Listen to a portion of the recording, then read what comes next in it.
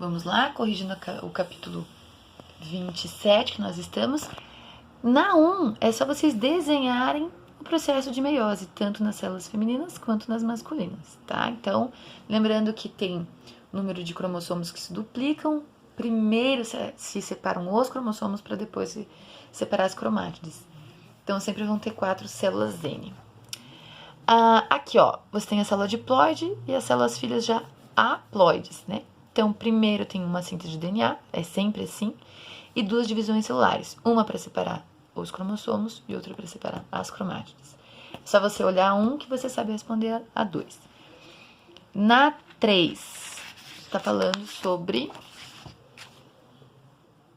as determinações sexuais. Então, os exemplos são XY, X0, ZW e a temperatura.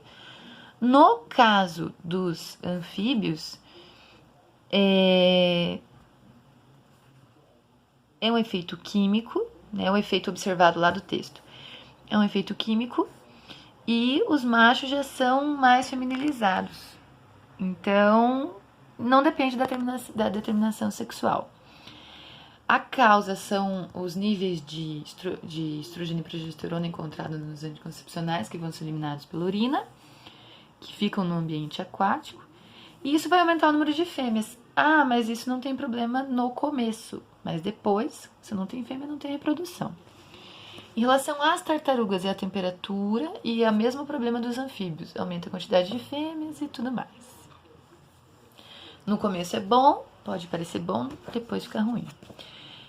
Quanto mais fundo são enterrados os ovos de tartaruga, mais fêmeas aparecerão. Se você enterrar mais fundo, a temperatura vai ser menor porque tem menos luminosidade e apareceria mais macho, pelo sentido. Quanto mais escura a areia, mais fêmeas serão geradas, sim, porque daí você absorve calor, né? E quanto mais perto da água, sim, porque daí fica mais frio, tá? Então a temperatura é um efeito determinante aí. Pela análise do cariótipo, podemos distinguir o sexo em numerosos seres vivos.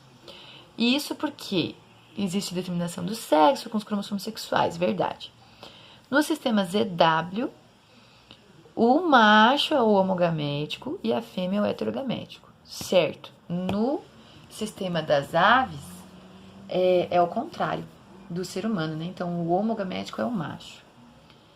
Na espécie humana, alguns genes se situam no cromossomo X. A herança é a herança ligada ao sexo. Quando a manifestação de uma característica deve ser um gene recessivo, o menino herdará da mãe. E quando dominante, vai passar para todas as filhas. Sim, o homem, ele vai, na verdade, pegar esse primeiro cromossomo, né? Então, se ele pega, entre aspas, esse primeiro cromossomo da mãe dele, ele passa esse cromossomo para todas as suas filhas. Na ordem Hymenoptera, isso é de insetos, né? Como, por exemplo, as abelhas, não envolvem cromossomos sexuais. Os óvulos fecundados produzem fêmeas diploides, portanto férteis, enquanto os óvulos não fecundados produzem machos haploides. Até que tá tudo ok. Mas ela não vai produzir fêmeas estéreis. Na verdade, na abelha, a alimentação é que vai distinguir se ela vai ser estéril ou não. A herança influenciada pelo sexo é determinada por genes localizados nos cromossomos autossômicos, que é influenciada. Por exemplo, nós temos aí os hormônios sexuais que vão influenciar, certo? Aqui nós temos o galo,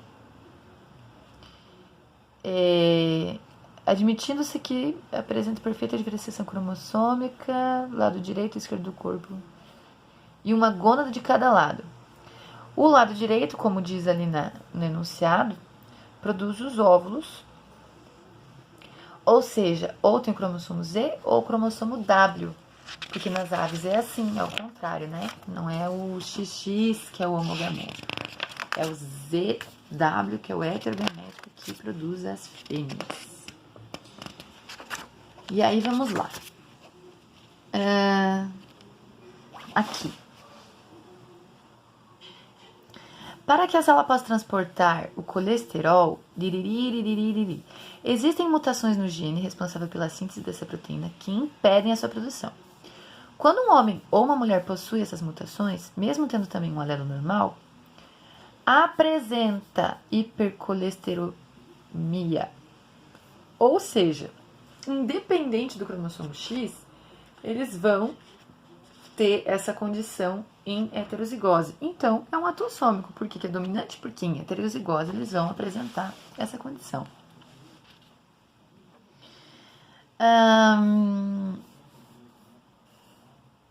Aqui, ó. Fêmeas com asas claras, machos com asas escuras, só teve asas escuras. Só. Então, não pode ser um autossômico. Senão seria pelo menos 50%.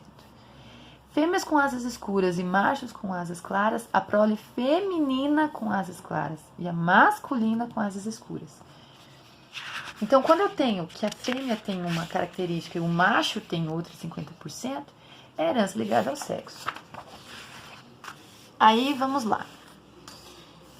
Quando eu falo dos prováveis genótipos dos indivíduos 1 e 3, a fêmea, como tem asa, como é vermelha, desculpa, a fêmea como é vermelha, ou ela vai ser XW maiúsculo, ou heterozigótica. Né? Ela só vai ser branca se ela for homozigótica com o W pequenininho. E o macho, ou é XW, ou é XW pequenininho. Né? Ou seja, ou é um ou é outro. Com a porcentagem esperada de machos e fêmeas entre os indivíduos de olhos vermelhos. Então, eu vou cruzar uma fêmea heterozigótica e um macho de asa vermelha. E eu vou ter que 2/3 das fêmeas têm asas vermelhas e 1/3 dos machos têm asas vermelhas.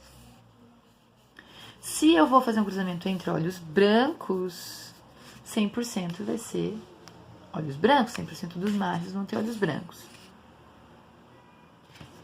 Desculpa, nesse mesmo cruzamento aqui, 100% dos machos vão ter olhos brancos se o macho tiver olho branco. No cruzamento, então, eu posso ter ou a fêmea heterozigótica e o macho de olho branco, ou a fêmea de olho branco e o macho de olho vermelho.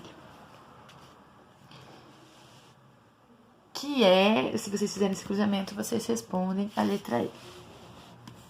Na 10, o daltonismo está na dependência de um gene recessivo localizado no cromossomo X. É isso aí, a gente já sabe bem.